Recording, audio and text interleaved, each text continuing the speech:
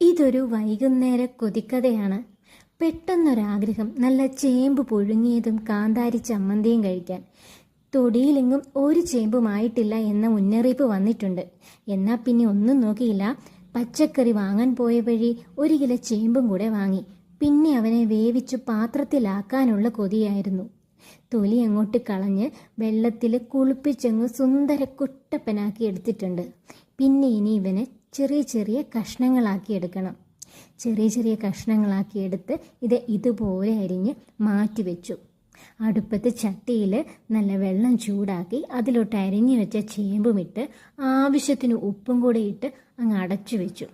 ഇത് വേവുന്ന സമയം നമുക്ക് നല്ല കാന്താരി ചമ്മന്തി ഉണ്ടാക്കാം.